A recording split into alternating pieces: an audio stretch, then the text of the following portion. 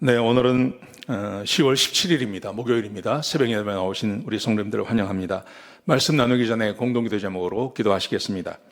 배옥준 집사의 뇌졸중을 치료해 주십시오. 언어가 회복되고 오른쪽 팔다리에 힘이 생겨나도록 해주십시오. 권하자 집사가 다시 걷도록 해주십시오. 이승학 성도의 뇌종양 치료가 잘 되게 해 주십시오. 권현민 형제를 치료해 주십시오. 김에브라임 형제가 신장 이식을 속히 받도록 해주십시오. 김시 집사가 걷도록 해주십시오. 오스요 선교사의 건강을 회복시켜 주십시오. 예수님의 이름으로 기도합니다. 아멘. 오늘 본문의 말씀은 하나님의 놀라운 능력이라는 주제로 하나님 말씀을 함께 나누시겠습니다. 하나님의 놀라운 능력. 호세아서는 특별히 굉장히 비관적인 책입니다. 처음부터 하나님께서 호세아에게 가서 음란한 여자와 결혼을 해서 음란한 자녀를 낳아라 이렇게 말씀하시죠. 그럼에도 불구하고 3명의 아들을 낳았지만 이 고멜이 또 집을 나가지 않습니까? 집을 나가면 그를 돈을 주고 은 15을 주고 사왔습니다. 사왔는데 또 집을 나갑니다. 이것은 이스라엘 백성들을 상징적으로 보여주는 것이죠. 그래서 호세아서를 읽어보면 하나님께서 징계한다는 이야기가 참 많습니다. 이스라엘의 죄를 다 열거하시고 그리고 그 죄에 대해서 징계하는 이야기가 호세아서 가운데 가득 차 있습니다. 그래서 호세아서를 읽으면 굉장히 우울합니다. 자, 그런데 이런 우울함 안에 아주 비관적인 이야기 안에 하나님의 희망, 하나님께서 주시는 하나님의 그 놀라운 희망의 메시지가 기록되어져 있습니다. 그것은 하나님께서 이스라엘 백성들을 다시 회복시킬 것에 대한 이야기입니다. 내가 이스라엘 백성들을 다시 회복시킬 거다. 내가 어떤 새로운 사람들을 만들어낼 것이라는 하나님의 그 희망, 그 희망을 여러 군데 무려 4번이나 그것을 기록하고 있습니다. 제가 구체적으로 읽지는 않겠지만 2장 14절부터 23절, 3장 4절 5절, 11장 9절에서 11절, 그리고 오늘 본문 14장 1절에서 9절까지 말씀입니다. 이 말씀에 보시면 하나님께서 이스라엘 백성들을 회복시키신다는 것입니다. 아주 비관적인 거죠. 하나님 말씀에 불순종해서 이제는 그들에게 징계를 내리는데 아예 다 없애시겠다고 말씀하셨어요. 그런데 하나님이 그런 비관적인 이야기 가운데 내가 새로운 사람들을 만들 거다. 새로운 사람들. 하나님의 놀라운 능력, 하나님의 놀라운 사랑, 하나님께서 전혀 새로운 사람들을 만들어내실 거라고 이야기하시는데 우리가 잘 아는 것처럼 요엘이나 느헤미야나 예레미야나 그런 데서 나오는 내가 새로운 마음을 주고 그날이 되면 내가 어떤 사람에게 새 마음을 주고 새 영을 부어주겠다고 말씀하셨는데요. 그런 예언의 말씀이 오늘 본문 가운데 기록되어져 있는 것입니다. 이렇게 말씀하세요. 보세요. 1장 2절에서 2절 말씀해 보시면 그들이 말씀을 가지고 돌아올 거라고 이야기하십니다. 제가 읽어드리겠습니다. 너는 말씀을 가지고 여호와께로 돌아와서 아뢰기를. 말씀을 가지고 돌아온다. 제가 주일날도 말씀을 드렸는데요. 이스라엘 백성들은 하나님 말씀을 싫어합니다. 그리고 지금 현대도 마찬가지입니다. 사람은 하나님 말씀을 듣기를 싫어합니다.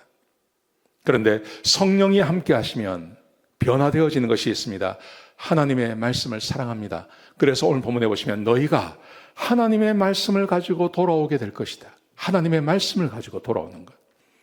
이것은 성령님이 함께하는 사람, 전혀 다른 종류의 사람을 세우시겠다는 것입니다. 이게 첫 번째입니다. 두 번째를 보시면요. 14장 3절에 보시면 이렇게 말씀하세요. 우상을 섬기지 않겠다고 말씀하십니다.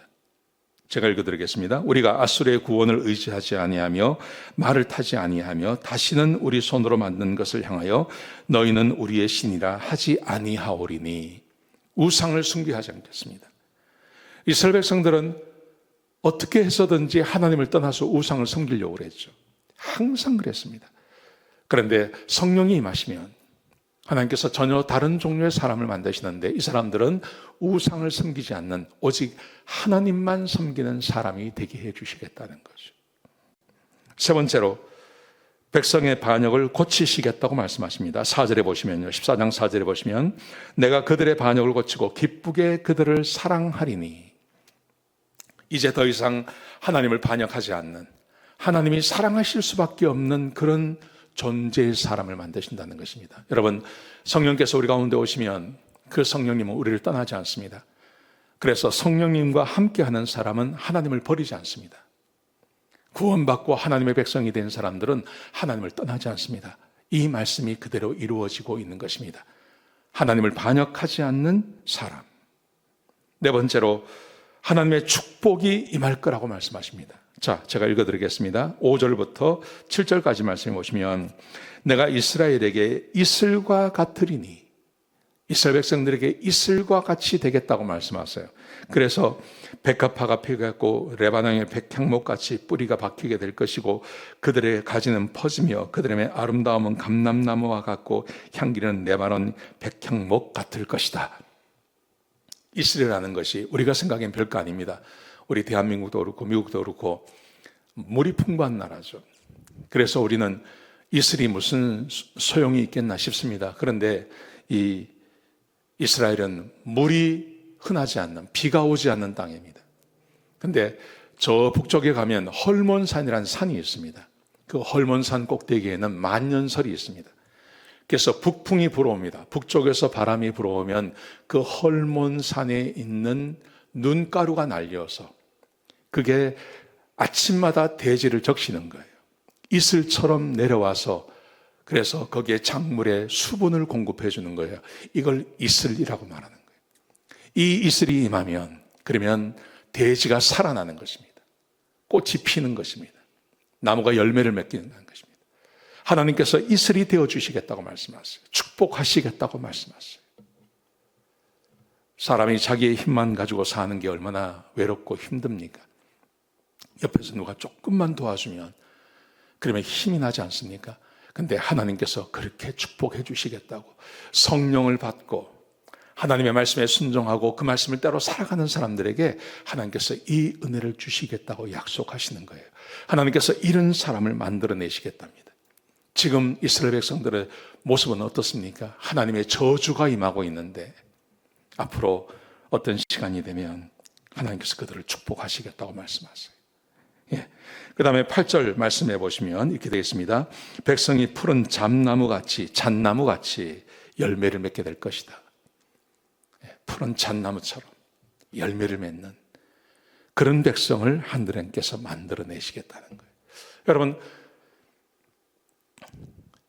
이 호세아서를 읽으면 굉장히 우울하고 아주 절망적인데 하나님께서 내가 성령을 부어서 내가 전혀 다른 종류의 사람을 내가 만들 거다. 그날이 오게 될 거다. 그게 바로 우리를 말하는 겁니다.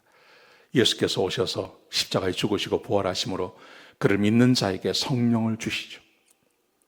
성령이 오셔서 우리가 하나님만 믿고 사는 것, 이 삶이 얼마나 복된지 모릅니다. 여러분, 이런 삶을 사시기를 주의 이름으로 축복합니다. 기도하시겠습니다. 하나님, 귀한 말씀 주셔서 감사합니다. 아버지 하나님, 하나님의 은혜가 참으로 놀랍습니다. 우리를 구원하셔서 하나님의 백성 삼아주시고 주께서 예정하신 그 놀라운 복과 은혜가 우리에게 있게 하여 주옵소서.